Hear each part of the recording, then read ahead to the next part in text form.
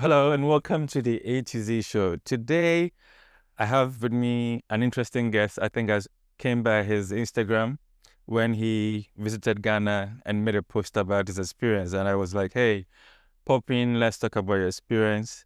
And he was like, wait a minute, I have something exciting coming up. So let's wait till it happens. And we have a lot more to talk about. So today in the studio with me is Aundrey Flewellen. Yes. And we're going to talk about something that he just experienced and more. So stick and stay. We'll be right back.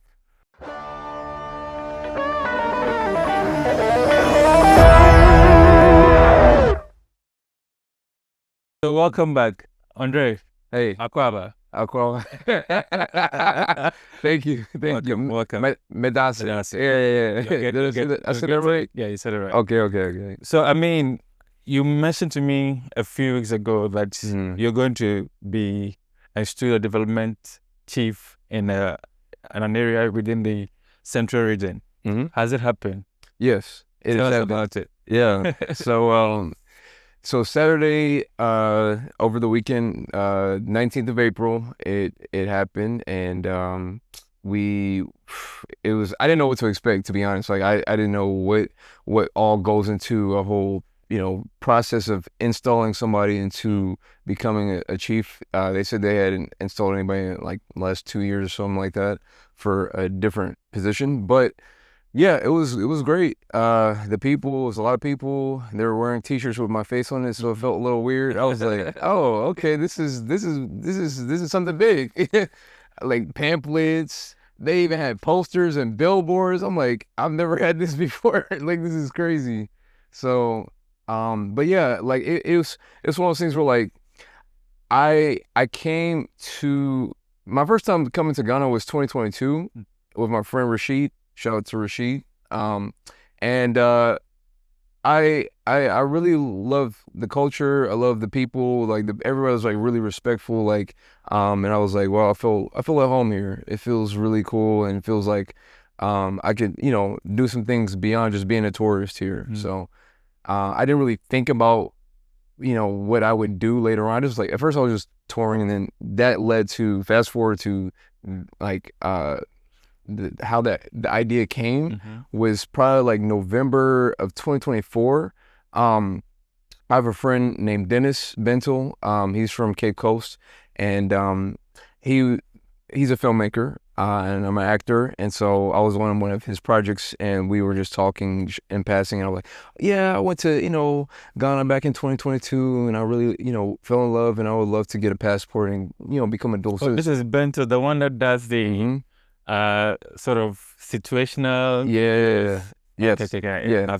I'm familiar with his work. Okay, good. So so I had mentioned in passing, and then he was like, my dad's like the big chief in Cape Coast. I was like, oh really? Okay, well, all right. He was like, well, I'll give you his number and you guys can talk and figure it out. And I was like, okay. So then I contacted Nana, and so I went up and we were just having conversations throughout the months.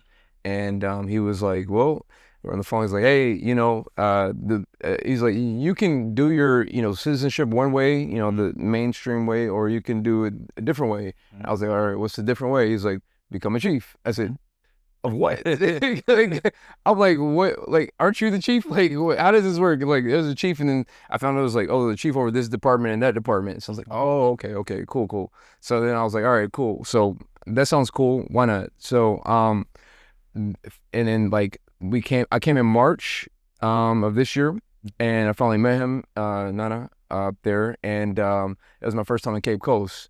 Long drive, like it was supposed to be 3 hours. Technically, on paper. It's not that long, but the roads are being fixed, and so it's made it quite long. Yes. Because I schooled in Cape Coast and had not been back to school a very long time until March as well. And I was like, look at the road now. So I think that's what made it very long. But technically on paper it's 3 hours, three and a half. But it was really like 4.5, getting close to 5. But anyways, and I didn't know that like when I first because I took a Uber to get up there. Oh.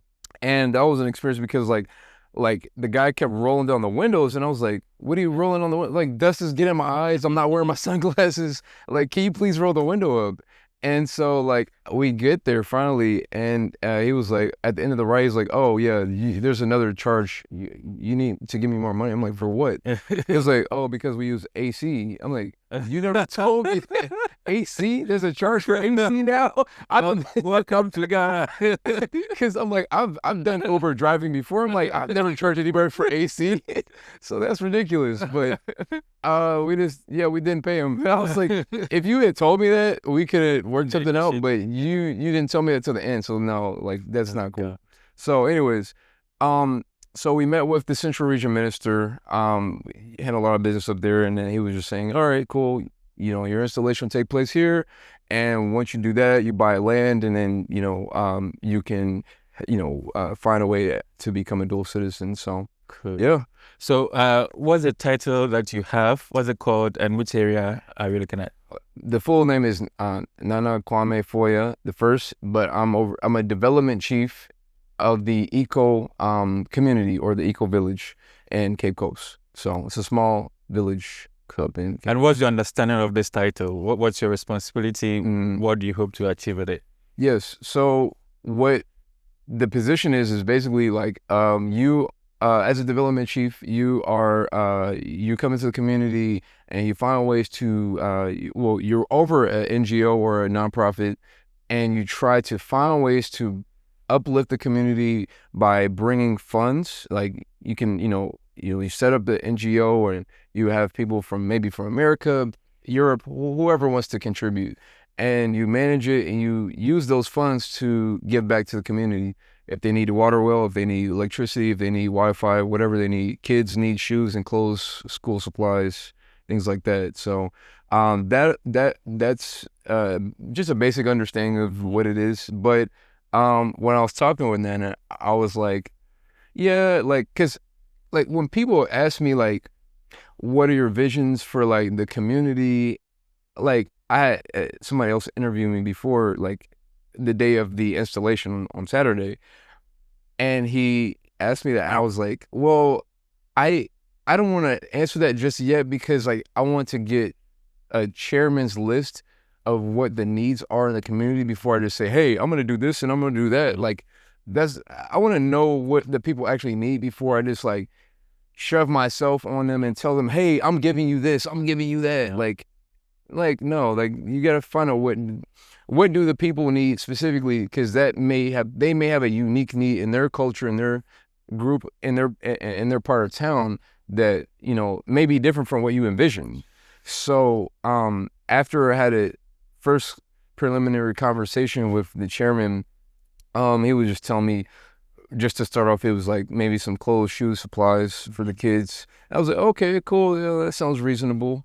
But I had talked to Nana afterwards. I was like, I don't have a problem with the clothes and shoes, and I feel like that's very typical things to Americans, give every year. But I was like, I think we could do more. You know what I'm saying? Like, cause it's like if you give a man a fish today, they'll eat today. But what happens when the person goes back to America, or they go back and forth, and then you're gonna need more clothes when the clothes wear out, the shoes wear out. Then you're gonna need more shoes and clothes. So then what? So I was like, what if we have a focus on empowering people to, make stuff themselves so they can sell it for commerce, so that brings money to the community that way too. That's another way. I don't have a problem with clothes and shoes, but we go focus on education too. My parents were all about education, and like my mom was a teacher and for like 35 years, and my parents always focused on education. So I hope to at least start with that, like, providing, creating ways that people can build businesses for themselves so they can uplift themselves, and they don't have to rely on Americans or people who are dual citizens to, uplift their own community from which they came from. Like, I want to be a part of it, but I'm talking about the people who are actually born in that community. You know what I mean? Okay. I mean, is this the first time you're doing something of this nature? Yes. Like giving back, working? Not giving back, but I would say working as like with this kind of title and like this kind of status, I would say, and doing the giving back, like adding together. but not first time giving back. Like I've done like all kind of work before.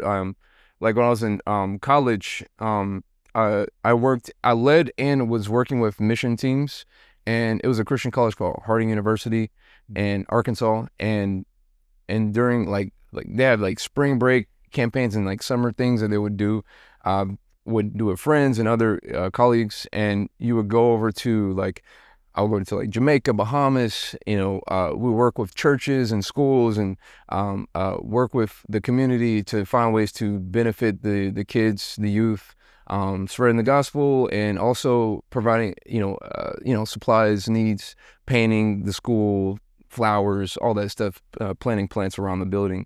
But so throughout my life, like in church and like through school and all that stuff, I would like my family always instilled in me to always like find a need to like give back to people, because people have poured into me throughout my life, through my church community, through my school, sports community, and so I want to give back. And I just always had that mentality to give back to people. Okay, and you did mention earlier that you were also an actor. Yes. When did that start? What have been some of the productions you've been on so far? Yeah, so I started that like in 2022. I've had some things that kind of like led up to that point, and I remember I had like to kind of summarize. I'm gonna try to summarize the story really quick, but I've never told it publicly like this. The idea came like the end of December 2021, and then I had a friend that in 2022 January, she was like, "Hey, there's this acting class, you should check it out." I like never been to an acting class before. I've done podcasting, so I have no problem talking to a camera. I've done my major in college was public speaking, so I have no problem doing theater, so I have no problem doing that stuff. But actual in a setting like that, I've never done it. So I went to the class, and they like judge you in different like aspects, and the activity was like, you're doing a mock audition. This group is doing like Michelin tires, and then this group is doing like Subway. I was in the Subway group, and they judge you on different things. Know your lines, fluency, confidence, ability to switch emotions on command. And after they scored us all in that group, I ended up scoring first place. I had never done an acting class in my life. That was my first acting class. I was like, oh, maybe I have something there for this. So then that was like January 2022. Fast forward to like November. I remember the exact day. Saturday, November 19th, 2022. I knew I was supposed to be an actor because that day, like my day job, working in the airlines, I was working a flight from Atlanta to LA. On that plane, I had one guy from like the show Blackish on ABC. He ended up talking to me, just like, it wasn't one of those things where like, sometimes people with like stature, they'll say hi and they're like, oh, it was nice meeting, and they'll keep it moving. They'll keep it quick. He was like really, really engaging and really talking and really pouring into me. I was like, oh wow, okay, I didn't expect all this, but he shook my hand at the end of the conversation and he said, I'll see you on set one day. And I said, yes, you will. And I was like, he sat down. I'm about to walk out of first class. I see this blonde lady with a really thick script like this, and I'm like, I'm curious, and I'm like, so what script is that, if you don't mind me asking? She was like, oh, have you ever heard of a movie called Woman King? I was like, yeah, it was pretty good. But she was like, yeah, it was me that produced it. I produced it. I was like, oh wow, that's really cool. That's awesome. So then the plane lands in LA. We drop them off, and then we fly from LA to Vegas. We're getting off the plane and we're heading up the escalator, going to the shuttle to their hotels. One of my coworkers, she's about my parents' age, like, she's like, mid 50s, early 60s, whatever. Her phone rings. It's Blame It on the Alcohol by Jamie Foxx. And I'm over here like, arms crossed, like, yo, like, no disrespect, ma'am, but when I have kids, I would think that that's going to be like what I call old school music to them. And I'm thinking for you, maybe Earth, Wind and Fire, Frankie Beverly, something like that, Luther Vandross. But like, she was like, my son actually wrote that song for Jamie Foxx. Oh. And I was like, oh, excuse me then. I'm sorry. You know what, proceed. She was like, yeah, my son, Grammy Award winning writer, blah, blah, blah, blah. I was like, oh, wow, really cool. So he has ties to music and the film, commercials, TV shows, movies, all this music has been, you know, on all those kind of mediums. And she was telling me about this other flight attendant who also worked at the same company, who somehow networked with her son and booked some really cool Netflix show or whatever. And I was like, oh, that's really encouraging to see another flight attendant doing the same thing. And like literally not even 30 minutes after that conversation, one of my friends who's a writer back in Atlanta, she hit me up. She was like, Carmen, you know you are. She had messaged me on Instagram. It wasn't like a, hey, how are you doing? Just want to catch up with you text. It was just literally a link, not even hi, just a link. I clicked the link. It's an acting class. I was like, how does she know that all this happened? Like, there's no way that 4 things happened in one day, Saturday, November 19, 2022.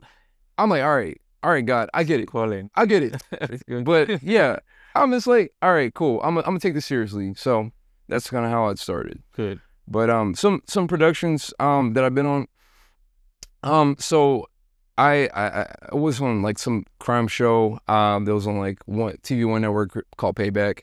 A couple of movies coming out that are gonna be on Tubi. One will be produced by Dennis Bentel, and that should be coming out this summer. I don't want to say the wrong date because he might, you know, have to push back. So I'm gonna say summer. Yeah, this summer. Okay. Another movie is called Charlotte's Web. Well, I'm sorry. Let me cross back. So that movie by Dennis Bentel is called Cross Boundaries. It's a Christian film, and summer. But this fall/winter, we have a movie on Tubi as well called Charlotte's Web. I'm playing as a police officer. I've never played a police officer before, so that was pretty cool. So a few more productions coming up, but those are the ones that are coming up on the horizon. So yeah. And I mean, while you've been in Ghana, anything caught your eye in terms of film production yet? Well, to know that Idris Elba wants to build a 22-acre film studio here is really cool. That's encouraging because like I feel like there's so much talent in Africa and West Africa, you know, specifically. That seems to be like the growing market because Nigeria is leading the way right now. But I think Ghana, if they really focus, they could really, you know, kind of get up there and compete with Nigeria as well. And I think with Idris Elba kind of leading that charge, he could revamp and revive that, like that maybe that spark that could just light something and bring some light to the film community here. That's one thing. And then one time, like, cause me and you met on Instagram Threads. That's a great app, by the way. The best networking app right now, in my opinion. Because we don't do X because Elon Musk owns that. But anyways, so I met these guys on Instagram Threads, and I made a post on Instagram Threads. I was like, hey, I'm coming to Ghana on March the 10th, 2025. Hey, anybody who wants to meet up, I'd love to grab a drink on a rooftop or whatever.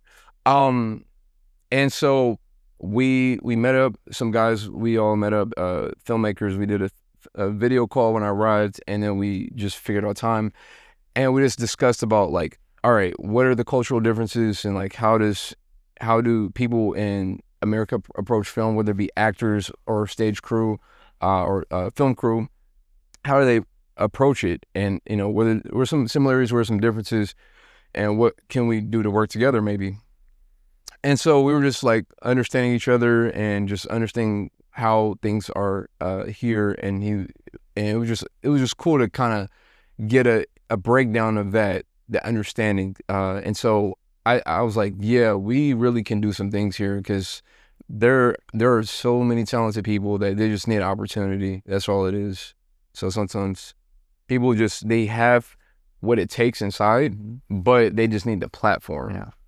Absolutely. I mean, it's been a good year for you. You've been enstooled or a chief. Yeah. You have movies coming up. Yes. What else should we watch out on the horizon for you? As an actor, I realized one thing too. You are if we're to be honest, I would say a dependent position where you're depending on somebody to like your audition tape. You're depending on somebody to like you, your personality, to even hire you on set. I think one of the things on my horizon is just like focusing on producing content myself as well. I don't have a problem with being on people's projects. I love to collaborate with other people. But I think one of the biggest things that's on my horizon is digging deeper digging deeper into that filmmaking to directing, producing, because in today's world, we're so competitive.